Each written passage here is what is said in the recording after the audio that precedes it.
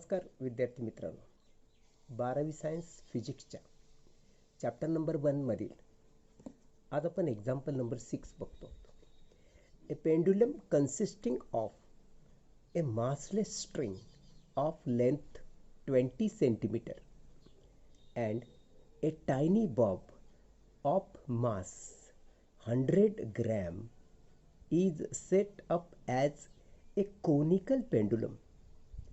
Its bob now performs 75 rpm. Calculate kinetic energy and increase in gravitational potential energy of the bob. Use pi square is equal to 10 and g is equal to 10 meter per second square. तर आपण थोडक्यात एक figure पहिल्यांदा बघून घेऊ आणि मग data collect करू. ही आहे ती फिगर. हा बॉब गोलाकार फिरतोय हॉरिझॉन्टल पद्धतीनं आणि हा बॉब आहे. तर हा बॉब असा गोलाकार फिरतोय आणि ही त्याची रेडियस आहे, ही हाईट आहे बॉबची आणि ही त्या बॉबची लेंथ आहे. अशा रीतीनं हा कोनोनिकल फॉर्ममध्ये हा बॉब फिरतो आहे. जे एल म्हणजे लेंथ ऑफ स्ट्रिंग तुला दिलेली आहे 0.2 मीटर, 20 सेंटीमीटर म्हणजे 0.2 मीटर. हा अँगल आपण थीटा मानलेला आहे. आता जे आपण काय आम्हाला दिलं डेटा, तर लेंथ ऑफ स्ट्रिंग दिलेली आहे 20 सेंटीमीटर. याचा अर्थ 20/100 म्हणजे मीटरमध्ये रूपांतर होतं.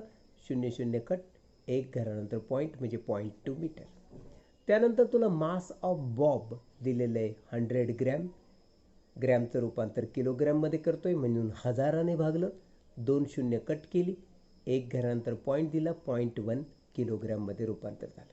नंबर ऑफ रोटेशन्स दिलेले ते आहे 75 रोटेशन पर मिनिट.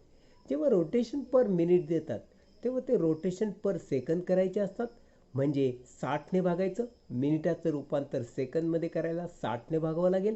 60ने भागलं, 15चा भाग गेला, 15×5 = 75, 15×4 = 60 RPS. आता रोटेशन पर सेकंद झाले.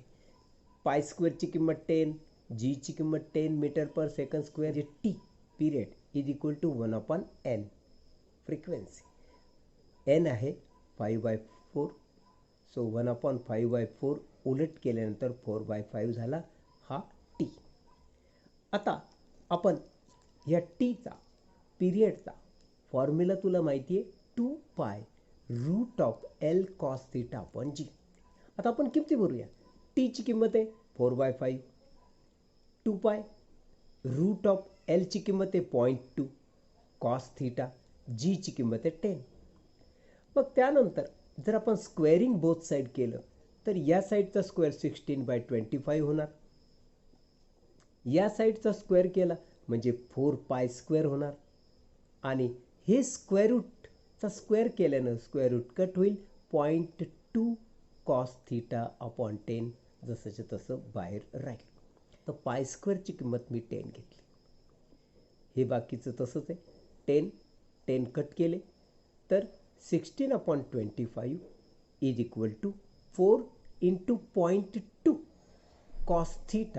तर मित्रांनो 16/25 इज इक्वल टू हा गुणाकार घेतला मी 0.8 cos θ. यावरून आपल्याला cos θ जर काढायचा असेल तर हा 0.8 याच्या खाली घ्यावा लागेल. म्हणजे 16/25 × 0.8 असं होणार. आणि हा 0.8 1 घरानंतर पॉईंट आहे म्हणून वर 10 मी लिहिलं तर हा पॉईंट मला काढता येईल. अशा रीतीनं 16 × 10 असं मी लिहिणार आणि हा पॉईंट काढून लिहिणार 25 × 8. मग 8 × 8 8 दुने 16. 5ने जर भागलं तर 5 दुने 10, 5 5 25. थोडक्यात 2 to the 4/5 ही cos θ ची किंमत झाली. म्हणून मी इथं लिहिलं cos θ इज इक्वल टू 4/5. यावरून आपण साइन θ काढून घेऊ. Sine θ is equal to root of 1 minus cos square theta ही मॅथमॅटिक्समधली आयडेंटिटी त्रिकोनोमेट्रीची तुम्हाला माहिती आहे. हो 1 जसाच्या तसा. कॉस स्क्वेअर थिटा म्हणजे 4/5चा स्क्वेअर जर केला तर 16/25 होतं. 25 इंटू 1 दॅट इज 25 मायनस 16 म्हणजे 9/25 रूटमध्ये आलं. आणि याचं जर स्क्वेअर रूट घेतलं तर साईन थिटाची किंमत मिळते 3/5. त्यानंतर आपण टॅन थिटा काढून घेऊ. टॅन थिटाचा फॉर्म्युला पण तुला माहिती आहे. साईन थिटा आपण कॉस थिटा. साईन थिटा आहे 3/5, कॉस थिटा आहे 4/5 छेद 5 जर कट केला तर 3/4 ही टॅन थिटाची किंमत येते. आता तुम्ही जर फिगर एकदा पाहून घेतली, आपण परत एकदा फिगर बघू, त्यावरून साईन थिटाची किंमत R/L आपण कशी लिहिली ती बघूया. तर बघा हा theta, theta is given by, हा राईट अँगल ट्रायंगल आहे. साईन थिटा, साईन थिटा म्हणजे समोरची बाजू भागिले कर्ण, opposite upon hypotenuse. Opposite side आहे R आणि लेंथ L ही कर्ण आहे, हायपोटेन्यूस आहे. So sine theta is equal to काय लिहिशील, R/L. त्याचप्रमाणे आम्हाला कॉस थिटा पण लागणार आहे. तर कॉस थिटा म्हणजे काय, तर लगतची बाजू भागिले कर्ण, ॲडजेसंट अपॉन हायपोटेन्यूस. ॲडजेसंट किती आहे H, हायपोटेन्यूस किती L. तर कॉस थिटा काय लिहिशील, H/L हे लक्षात ठेवा. तर from figure sine theta is equal to R/L असं आपण बघितलं.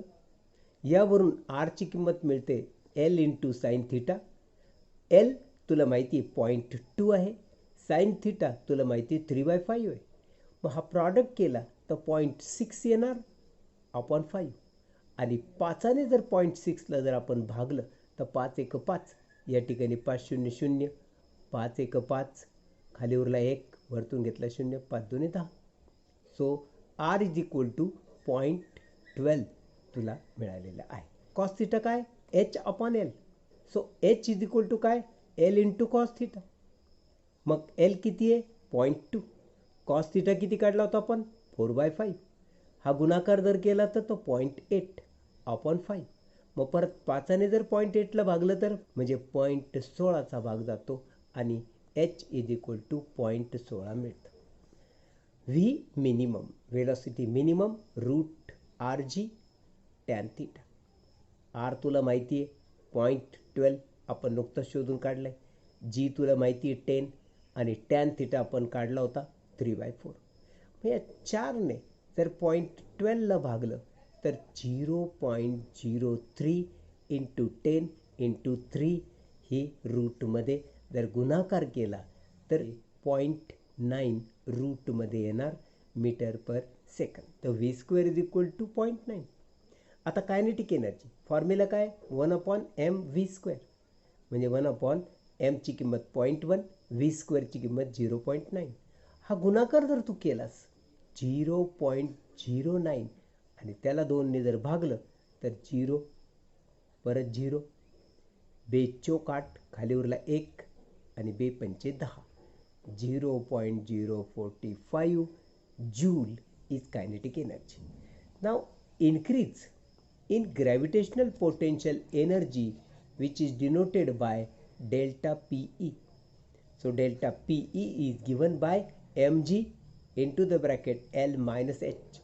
So m is 0.1, g is 10, L is equal to 0.2 and h is equal to 0.16. The 0.04 joule is change in potential energy. पुढील भागामध्ये याच्या पुढची उदाहरणं बघतो. तोपर्यंत धन्यवाद.